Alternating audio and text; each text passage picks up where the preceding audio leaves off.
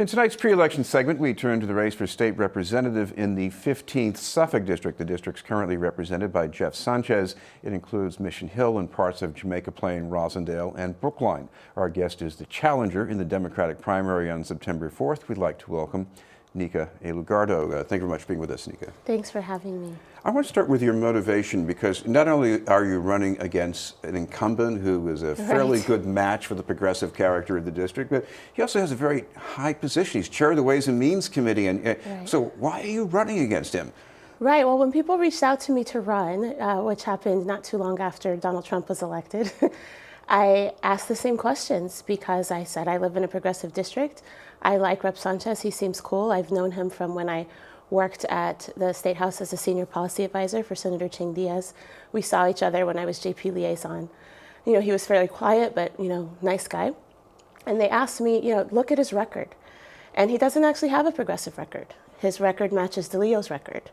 And that was before I knew that Progressive Mass had a scorecard where they tracked his progressive record. At that time, in 2016, 2017, it was a B-, and now it's dropped since he took on the leadership position, which actually was after I filed to run against him. Since then, it's dropped to a C+, and that's consistent with my opposition team's research, that when the Progressive Caucus and the Black and Latino Caucus disagree with Speaker DeLeo, most commonly, with some exceptions, Rep. Sanchez votes with Speaker DeLeo, and he continues to do that. Well, one way he said he exercises power, he says, and I've heard him say this at one of the forums, he played a key role in keeping Governor Baker from throwing a lot of people off of Mass Health. What do you say about that? Isn't it? Right. I think Rep. Sanchez has done wonderful things, as have all of the legislators in the Massachusetts legislation. And so I'm not challenging that he's a good guy. I'm not challenging that he cares or shares my values, even. The difference is, what are the actions that we take? So there are some distinctive policy differences that we have, such as on mandatory minimums or term limits for leadership or carbon pricing, where some of those I found out for sure in our first forum that we had with each other, that we have some sharp differences. But our sharpest difference is how we approach leadership. So based on observation, I've asked Rep. Sanchez for conversations, haven't been able to have that since I first asked in July of last year. But from observation, Rep. Sanchez, in this position and in previous positions, his top priority is to understand the desires of whoever is the top leader and to make sure that he matches those desires so that he can ascend into leadership, and I think then hopefully do some good things. Speaking of leadership, that was definitely in the spotlight recently over increasing state funding for education. It didn't happen. If you were there, could it have made for a better result in some way?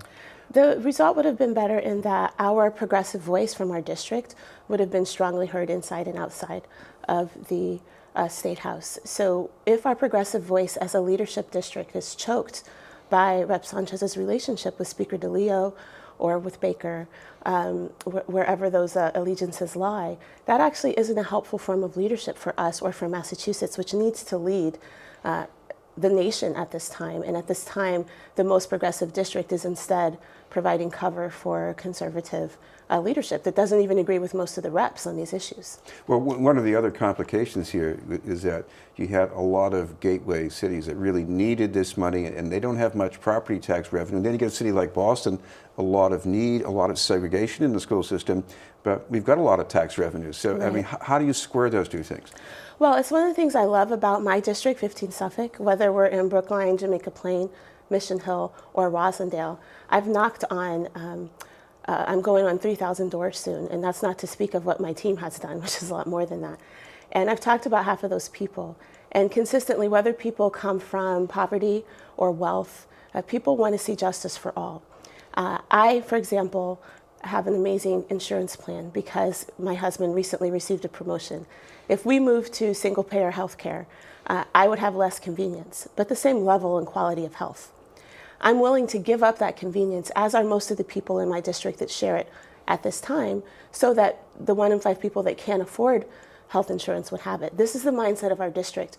We think this is the mindset that Massachusetts is shifting to on account of the horrors of Trump, and there's a lot of introspection happening across the state, and I mean amongst our conservatives as well as our liberals. If you compare our conservatives to those who live in the state where I grew up. They're very justice oriented as well. And we need that leadership to shine. And we need it to shine legislatively. We need it to shine on climate, on education, on immigration, as well as some of the issues where we have been moving. I've heard progressive candidates talk about getting money for single payer by ending some of the tax breaks for corporations. But Sure. even if you do that, is that enough to make this work? It's not enough. We need a combination of factors. And so one is taking a real close look at the $1 billion in tax credits that are targeted to specific corporations. And you could, watchers can take a look at the Mass Budget Policy Center website and explore if they believe in that in their work as I do. But more importantly, because we should be doing that anyway, we should be taking a hard look at the tax breaks that we give anyway. I think Massachusetts might be ready to take a revisit at the referendum that we've put out a few years before. I actually first worked at the State House as a tax extern when I was in law school, and I studied our state constitution, and I studied the various opportunities that we tried to change from a flat tax to a progressive tax. And the way that we did it this time introduced complications that, of course, got shut down in the Supreme Court. But there are other options for increasing revenue. And some of those have been shut down by our reps. So, for example, small things that we could do, like, with the fee structures that we have, like the deed of registry.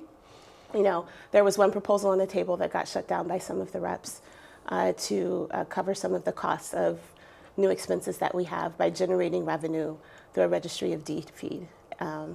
So we have to have a plan that looks at the revenues across the board. So, for example, single-payer healthcare, it adds cost to the state. It takes costs away from municipalities and from businesses. If we look at that as a whole, what does that mean about the overall revenue and the overall cost into the state? Because if the overall cost of healthcare is going down, because we bring it in from many hundreds of private sources to one single payer source, the overall cost is going down. It generates some revenue that is less than the cost of poverty and also releases 20 to 25% of most municipalities' budget to them so that they can invest in roads, they can invest in their own education systems at levels unprecedented in Massachusetts. And so this is a distinct difference between myself and many of the reps who have been there for quite some time. A lot of the challengers now and some of the reps who are there now and many of the senators these days are just really focused on execution and on looking at an entire package of progressive reforms and how to execute it in a way that's responsible, transparent, where we're held accountable not only to each other but also to our constituents, and where we can pay for things. This is BNN News, and we're talking with Nika Elugardo, a candidate for state representative in the 15th Suffolk District. One of the other things that the House figured in a different way from the Senate was about the Safe Communities Act to limit state and local cooperation with federal immigration enforcement. Again, what do you think you would have done to sort of salvage at least something from that? Right. I think that some of the organizing models that we see mobilizing over 1,000 people, I was one of them, outside of the State House to say we need to pass safe communities. We don't want our tax dollars to be used to help ICE terrorize our friends and families. We don't want to support a Muslim registry. That's like living in a dystopian novel. We shouldn't even have to say that, but we do have to say it. All of that organizing should have been happening inside of the State House. But you got a lot of moderate Democratic, representatives. Maybe they're taking a lot of heat in their district for this.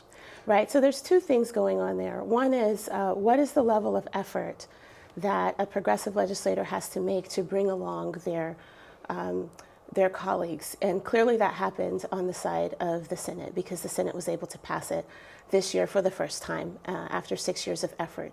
That same level of effort needs to happen internally at the House of Representatives. But another thing is consensus and democracy are not the same thing. So I've worked for over 20 years in helping leaders around Boston, around the state, and in other countries understand what leadership models are appropriate for what types of aims. And consensus is not appropriate when we're talking about xenophobia, when we're talking about racism, when we're talking about real and direct harm. And that is a time where it's important for people to speak up and to speak loudly, even as we try to bring folks along. And I have a lot of experience doing that in the different statewide collaborations that I've led, and also in my personal and private life, bringing together businesses with community leaders, with residents, with religious leaders who very often have sharp disagreements, and helping them to move forward on justice. Well, I know you worked at National Consumer Law Center, but speaking of leadership models, one of them I think was Mel King. What did you learn from him? Well, Mel has been my mentor since 1991, so I've learned an awful lot from him over the years. But with regards to being a state representative, before I decided to run for state rep, I said, Mel, I really need to understand that we can make change internally. I am not the kind of person that can go into a position just to be a loud voice. I need to see execution. My whole life and career has been modeled on helping people execute justice. And he said, Nika, you have to take a stand with your colleagues and in their districts, the same level of organizing that you're going to do and now I have done, to mobilize hundreds and thousands of people to get you elected. You will need to continue. And he told me stories of when a rep from Southie would say, oh, I can't do that justice thing that you want to do because, you know, the little old ladies in Southie would skewer me. And Mel would go knock on the doors of those little old ladies in Southie, and they would call up that rep and say, a very handsome young man, of course Mel's telling the story, a very handsome young man. He was a little younger then, yes, I know. Stopped by and told me that you think that I don't care about justice. Well, that can't be true, can it? And, you know, he moved people, and he also spoke firmly and strongly and was unrelenting on the things where you should not compromise and compromised on the things where you should. I've studied leadership and compromise at the Harvard Kennedy School, and while getting a master's, there's a lot that you learn that you're wondering, like, why am I paying for this? I have to say the leadership studies were fantastic and really honed my craft that I then spent the next 15 years developing on the field. Here in India and other parts of the world and other parts of Massachusetts. How do you understand when you need to negotiate, when there's a zone of possible agreement? How do you understand when to see that, when to map it out? How do you build it? How do you bring people together? And the other thing that I bring is a genuine respect for people who think differently from me. And I've spent my career learning to understand people who have conservative mindsets, learning to understand politics from different angles, whether it be socialism, whether it be communism, whether it be capitalism. How do these things work together? Helping leaders as young as 13 and as old as 90 understand how to apply those complex concepts in a community setting. And I jokingly say that the legislature is sort of the last frontier for leadership innovation and for all kinds of innovation, even technology. You know, sometimes government is the last, but when we take that on, it's a very exciting time, and that's the time we're in. The Senate has become very focused. They're very fast in passing this legislation. I think more than half of the reps are ready to stand with them, and I think they're waiting to see what us challengers can do to bring some new blood and some fresh faces and some new skills in. Thank you very much for being with us. Nika Elugardo, candidate for state representative in the 15th Suffolk District. We'll have more news in just a moment.